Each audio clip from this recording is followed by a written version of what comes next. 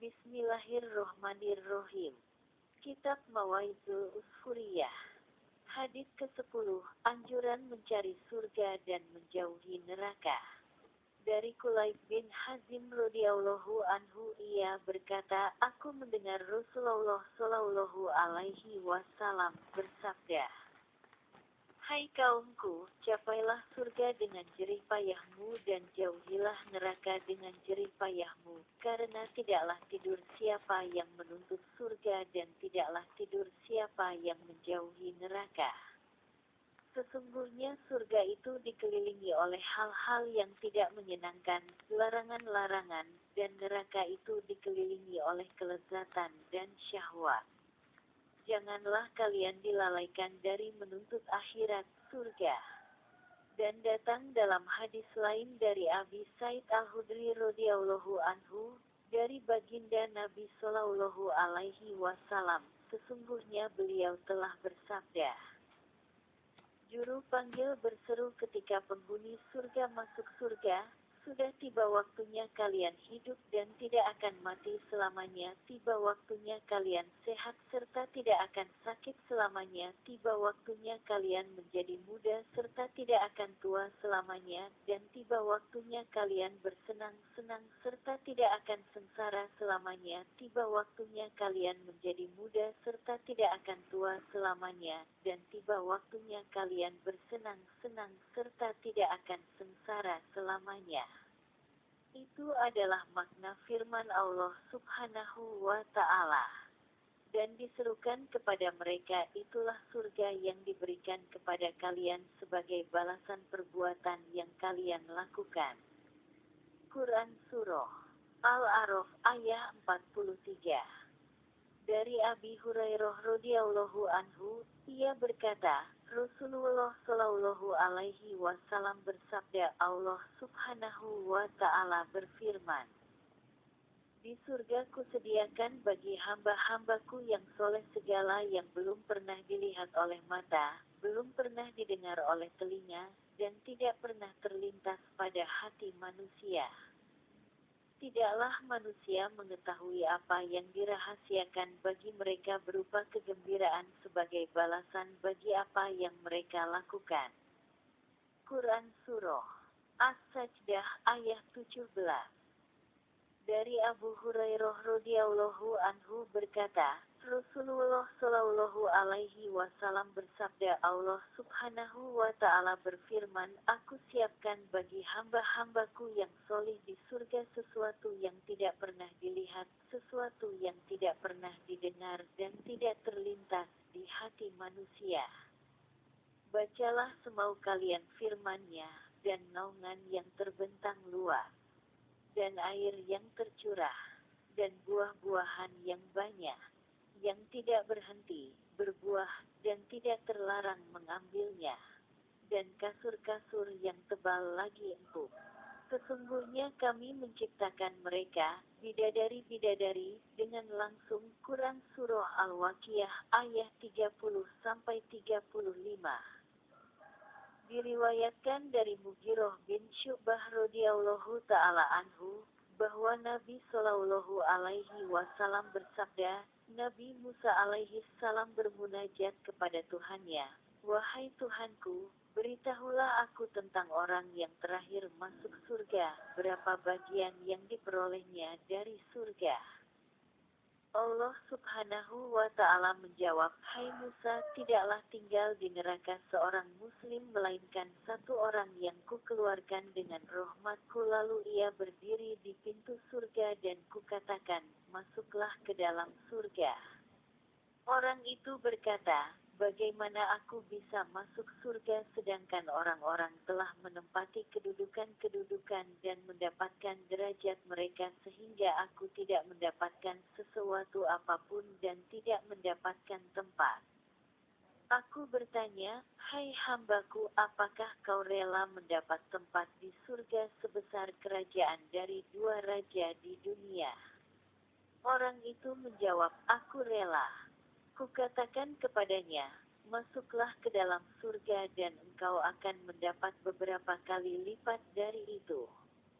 Allah memberinya sebesar kerajaan dari 4 raja di dunia.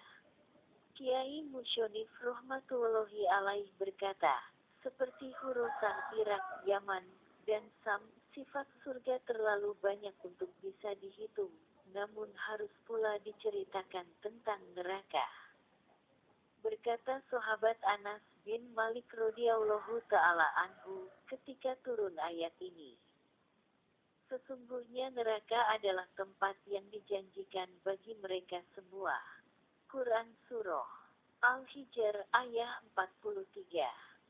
Rasulullah Shallallahu Ta'ala Alaihi Wasallam menangis dan menangis pula sahabat-sahabatnya lantaran tangis itu. Mereka tidak tahu apa yang dibawa oleh malaikat Jibril alaihi salam serta tidak seorang pun yang mampu bertanya kepada beliau. Baginda Nabi Shallallahu Ta'ala Alaihi Wasallam apabila melihat Siti Fatimah radhiyallahu ta'ala anha gembira, beliau pun merasa gembira.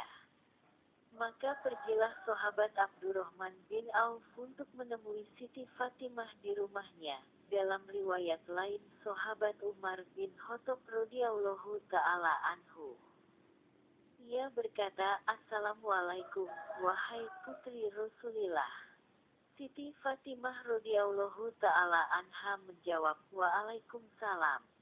Siti Fatimah radhiyallahu ta'ala anha bertanya, siapakah engkau?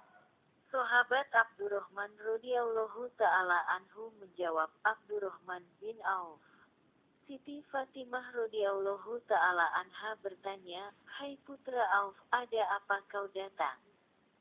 Sahabat Abdurrahman radhiyallahu ta'ala anhu menjawab, kutinggalkan Nabi Shallallahu ta'ala alaihi wasallam, sedang menangis dalam keadaan sedih dan aku tidak tahu apa yang dibawa oleh malaikat Jibril alaihi salam. Siti Fatimah berkata, pergilah engkau, sebentar lagi aku akan menjumpai baginda Nabi alaihi salatu wasalam.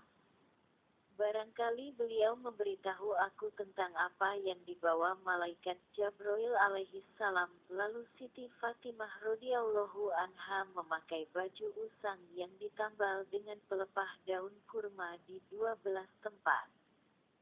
Tatkala sahabat Umar radhiyallahu ta'ala anhu melihat kedatangan Siti Fatimah radhiyallahu anha, ia memegang kepala seraya berkata, sungguh kasihan putri Rasulullah Shallallahu ta'ala alaihi wasallam. Karena sungguh para putri Kaisar dan Kusro memakai sutra dan sundus sedangkan putri Rasulullah Shallallahu ta'ala alaihi wasallam memakai baju katun yang sudah usang serta bertambal daun kurma di 12 tempat. Tatkala Siti Fatimah radhiyallahu ta'ala anha menemui Rasulullah Shallallahu alaihi wasallam, beliau bertanya, ya Rasulullah Shallallahu alaihi wasallam, tidakkah engkau lihat bahwa sahabat Umar merasa heran melihat pakaianku? Demi zat yang telah mengutusmu dengan kemuliaan. Aku dan Kang Ali tidak mempunyai tempat tidur sejak 5 tahun kecuali kulit kibas, yang di waktu siang untuk alas makanan unta kami, sedang di waktu malam kami hamparkan, sementara bantal kami terbuat dari kulit masak yang di dalamnya berisi daun kurma. Baginda Nabi alaihi salatu wasalam bersabda, ya Umar tinggalkan putriku, mungkin ia sedang mengenang masa lalunya. Siti Fatimah radhiyallahu ta'ala anha berkata, ku tebus engkau dengan diriku, apakah yang telah membuat baginda menangis? Baginda Nabi alaihi salatu wasalam menjawab, bagaimana aku tidak menangis sedang malaikat Jibril alaihi salam telah datang membawa ayat ini.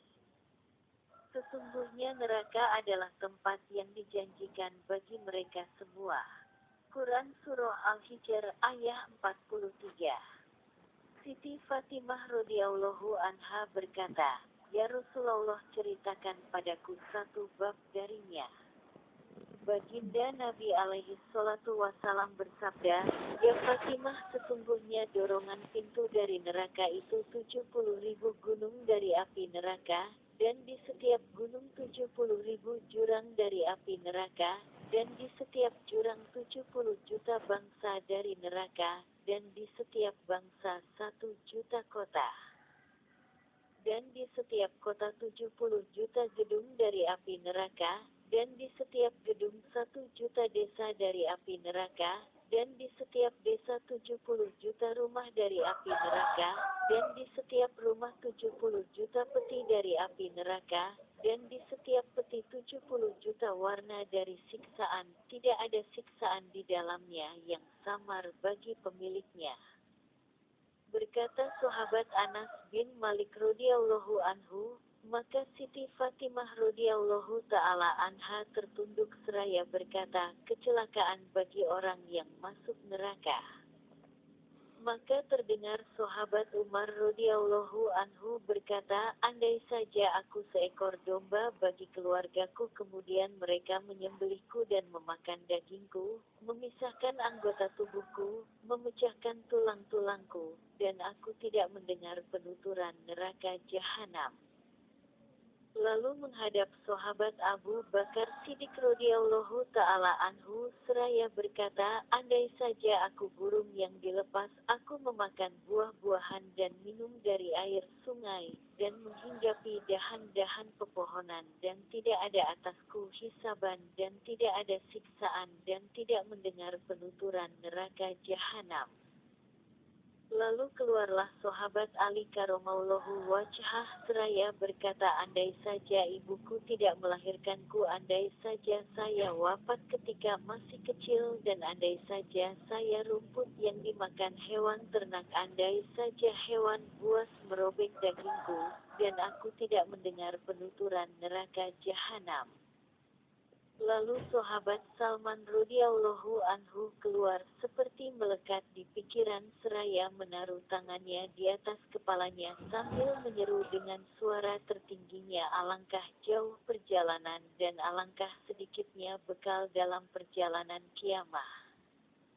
Lalu ia bertemu sahabat Bilal radhiyallahu ta'ala anhu, maka sahabat Bilal berkata, "Apa yang terjadi padaku? Aku melihatmu, hai hamba Allah, menangis sedih." Ia pun berkata, "Celakalah kita hai Bilal jika tempat kembali kita setelah memakai kapas dan linen, memakai koleksi dari neraka."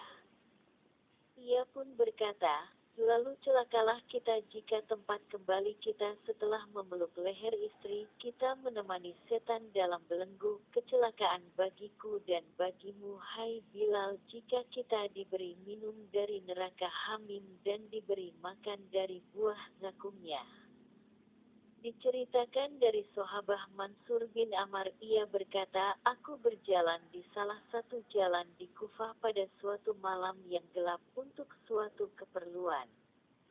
Di tengah malam, dari sudut rumah tiba-tiba ku dengar suara, 'Tuhanku, demi kegagahan dan keagunganmu aku tidak ingin menentangmu dengan maksiatku.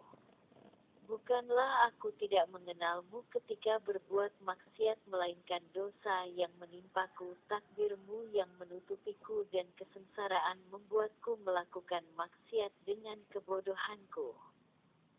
Sekarang aku mengharap dari keutamaanmu agar menerima alasanku. Jika engkau tidak memaafkan dan tidak kasihan padaku, alangkah lamanya kesedihanku dalam siksamu.' Saat ia terdiam dibacakan satu ayat dari kitab Allah. "Hai orang-orang yang beriman, jagalah dirimu dan keluargamu dari api neraka yang bahan bakarnya berasal dari manusia dan batu, yang mengurusinya adalah malaikat-malaikat yang bengis dan keras, tidak mendurhaka kepada Allah atas apa yang diperintahkan kepada mereka, mengerjakan apa yang diperintahkan kepada mereka." Quran Surah At-Tahrim ayat 6. Ku dengar teriakan keras, keributan, serta gerakan. Kemudian tenanglah gerakan itu. Sesudahnya tidak kudengar sesuatu apapun. Usai menyelesaikan keperluan, aku kembali ke tempatku. Ketika tiba waktu pagi, aku kembali ke tempat tersebut. Kudengar suara tangis dan kulihat orang-orang pada bertakziah. Ternyata, seorang perempuan tua ibu si mayit sedang menangis. Dan berkata, "Semoga Allah tidak memberi kebaikan kepada pembunuh anakku," dengan membaca ayat yang menyebutkan siksaan ketika sedang sholat. Mendengar ayat itu, berpengaruh pada hatinya, ia pun jatuh dan meninggal. Berkata Mansur bin Ammar, pada malam itu kulihat orang tersebut dalam mimpi dan kukatakan padanya, apakah yang dilakukan Allah terhadapmu? Orang itu menjawab, Allah memperlakukan aku seperti yang Allah lakukan pada para syuhada perang Badar. Aku bertanya, bagaimana bisa terjadi demikian? Orang itu menjawab, mereka terbunuh dengan pedang orang-orang kafir, sedangkan aku terbunuh dengan pedang Allah yang Maha Pengampun. Alhamdulillah.